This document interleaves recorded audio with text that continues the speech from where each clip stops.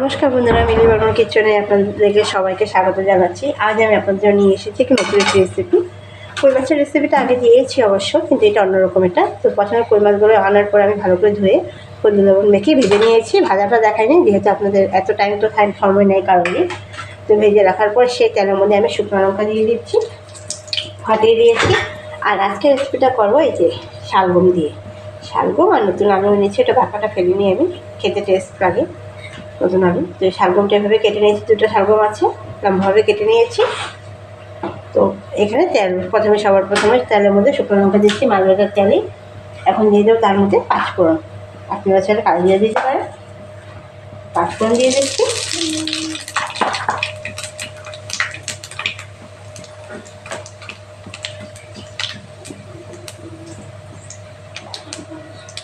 সবার প্রথমে দিয়ে দিচ্ছি এই শালগমগুলো। কই মাছ আমরা কচু দিয়ে খেয়েছি, ফুলকপি দিয়ে খেয়েছি, কিন্তু একটু শালগম দিয়ে আর নতুন ট্রাই করছি আমি।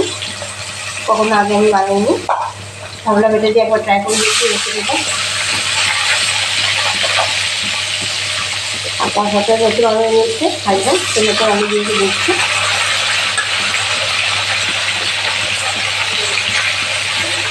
আগে এগুলো ভালো করে ভেজে নেবো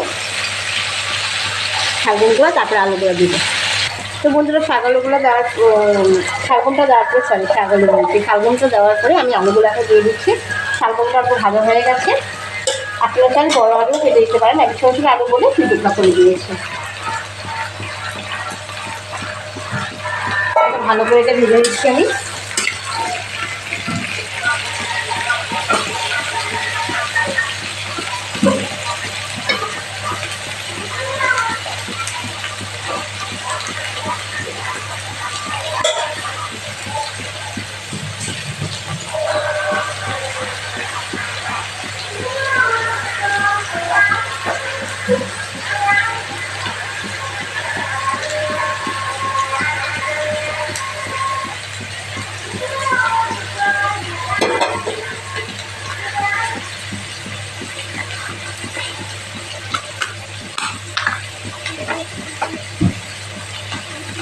ঝোল দেওয়ার জন্য গরম জল বসিয়ে রেখেছি।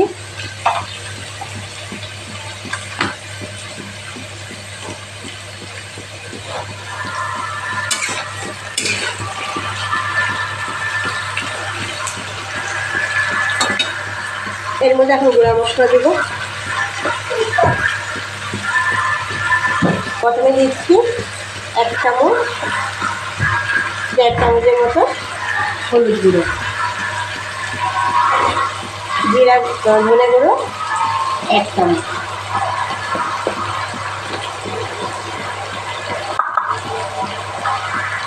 জিরা গুঁড়ো 1 চামচ, আর অল্প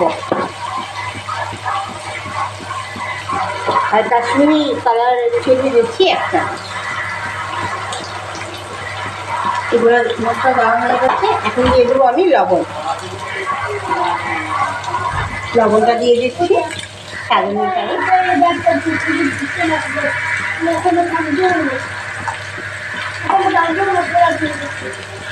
ভালো করে মিক্স করে নিচ্ছি।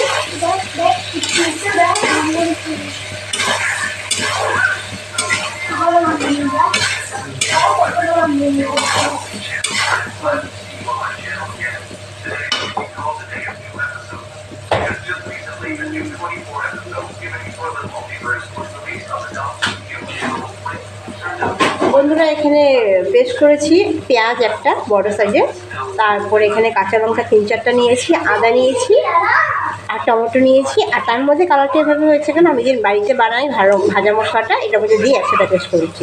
তো এটা দিয়ে দিচ্ছি পেঁয়াজ, আদা, কাঁচা লঙ্কা, টমেটো আর ভাজা মশলা। আপনারা চাইলে এতে রসুনও অ্যাড করতে পারেন, তো আমি রসুন দিচ্ছি না। তো দিয়ে দিচ্ছি মশলাটা।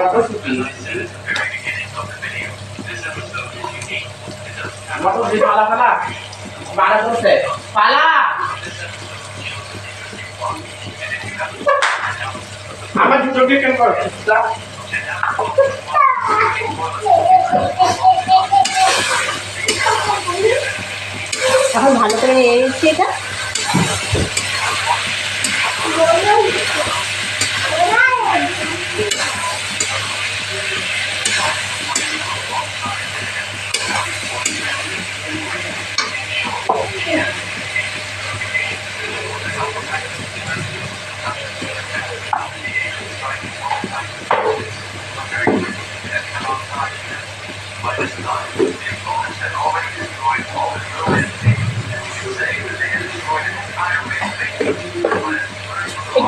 দিয়ে দিচ্ছি।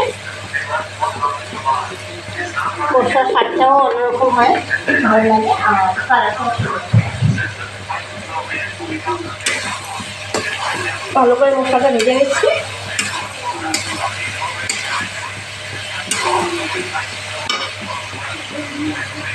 তো বন্ধুরা দেখেন মশলার থেকে তেলটা বের হয়ে এসেছে। এখন আমি গরম জল দিয়ে দিচ্ছি। মশলা ভাজা হয়ে গেছে দেখেন, আর গরম জল করে রেখেছি দিয়ে দিচ্ছি আমি।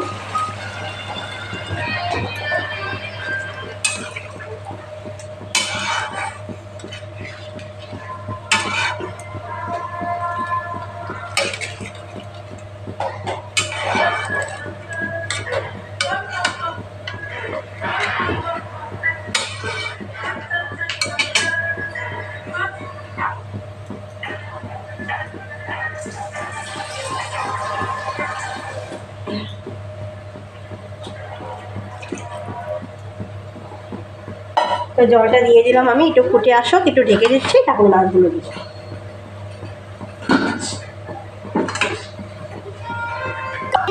তো বন্ধুরা ঝোলটা ফুটে এসেছে, এখন মাছগুলো আমি দিয়ে দিচ্ছি।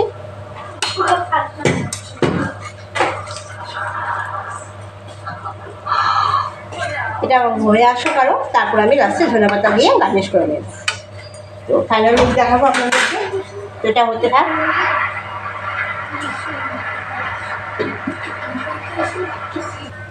তো বন্ধুরা দেখেন তরকারিটা হয়ে এসেছে, আর শাকগুলোও সিদ্ধ হয়ে গেছে, সিদ্ধ হয়ে গেছে। তো আমি এখন এর মধ্যে ধনেপাতা গার্নিশ করে দিচ্ছি। গরম মশলা দিব না, যেহেতু আমি ভাজা মশলার মধ্যে গরম মশলা আছে সব কিছু। তো ওখানে আমি ধনেপাতা দিয়ে এটা গার্নিশ করে দিই। শীতের দিনে মাছের সাথে যে কোনো সবজি দেন ভালো লাগে খেতে। তো আমি এটা শালগম দিয়ে ট্রাই করেছি। এই নতুন রেসিপিটা আপনাদের যদি পছন্দ হয় অবশ্যই বাড়িতে ট্রাই করে দেখবেন আমার এই রেসিপিটা। আর পছন্দ হলে অবশ্য লাইক করে দেবেন আমার রেসিপিকে। যারা এখনও অবধি সাবস্ক্রাইব করেনি আমার চ্যানেলকে, ওদের কাছে আমার অনুরোধ রইল ওরা যেন আমার চ্যানেলকে সাবস্ক্রাইব করে আমার রেসিপিগুলো দেখে। আর আমার ফেসবুক পেজ রয়েছে মিলি বর্মন ব্লগ, ওটাতে গিয়ে আপনারা ফলো করতে পারেন পেজে। আমার রান্নার বাইরে আমার সম্বন্ধে কিছু জানতে পারেন আপনারা। তো আর এতখানি, কাল দেখাবে নতুন একটি রেসিপির সাথে। নমস্কার, সবাই ভালো থাকবে। তো বন্ধুরা আমার এই রান্না হয়ে গেছে কই মাছের রেসিপি। এটা ফুল রেসিপি আপনারা সোমবারে দেখতে পারবেন, আপলোড করব আমি। তো এখন এরপরে আমরা খাওয়া দাওয়া করে নেব। তো আমার মিনি ব্লগ আপনারা অবশ্য পছন্দ হলে লাইক করবেন, ফলো করবেন আমার পেজকে মিলি বর্মন ব্লগকে। তো সবাই ভালো থাকবেন, সুস্থ থাকবেন। নমস্কার। সাথে আমার রিলও দেখবেন, চেষ্টা করেছি, জানি না কীরকম হয়। তো দেখা হবে নতুন একটি মিনি ব্লগের সাথে, মিলি বর্মন ব্লগে। আর অবশ্যই আমার মিলি বর্মন কিচেনে আপনারা যারা সাবস্ক্রাইব করেছেন ওরা তো দেখবেন, যারা সাবস্ক্রাইব করেনি আমার ফেসবুক ফলোয়ার ওরা প্লিজ আমার চ্যানেলকে সাবস্ক্রাইব করে কুকিং চ্যানেল আমার রেসিপিগুলো দেখে নেবে। আপনাদের সহযোগিতা আমার খুবই প্রয়োজন। নমস্কার, দেখা হবে নতুন একটি ব্লগে।